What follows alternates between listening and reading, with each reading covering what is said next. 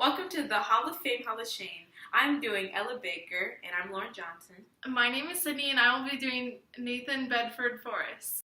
Hi. Ella Baker was one of the leading women in the civil rights movement in the 1950s and 60s. She helped found the Southern Christian Leadership Conference under Martin Luther King Jr. She served as the organization acting executive director. Baker was also a part of the Student Nonviolent Coordinating Committee, which she offered her support to counsel and to organize student activists. Ella helped form the Mississippi Freedom Democratic Party, which challenged Mississippi delegations to the Democratic National Convention, who opposed civil rights planks in the party's platform. Ella Baker, in her early years, joined the Young Negroes Cooperative League, also known as the YNCL.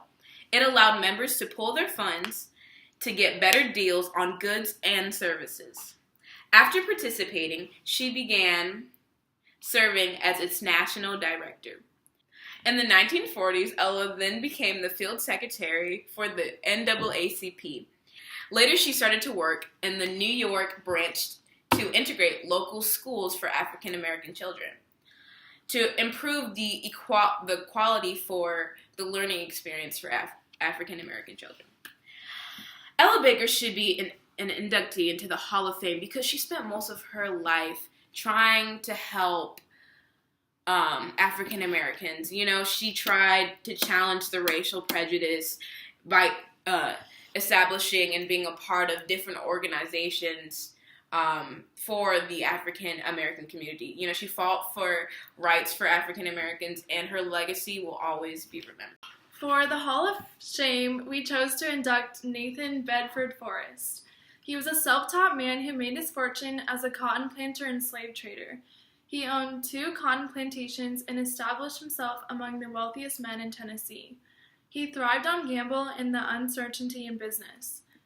Forrest enlisted to lead the Confederate Army and was soon promoted to lieutenant colonel without any military background. Forrest is also remembered for his controversial involvement in the Battle of Fort Pillow in 1864 when his troops massacred black soldiers following a Union surrender. Forrest began in his association with the newly formed Ku Klux Klan, a secret society that terrorized blacks and opposed Reconstruction efforts. In an interview, Forrest said he opposed to voting rights over African Americans under any and all circumstances. Forrest spent his later years overseeing a prison camp near Memphis.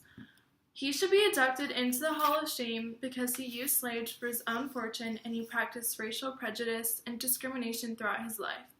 Hope you enjoyed. We'll see you next week on Hall of Fame, Hall of Shame.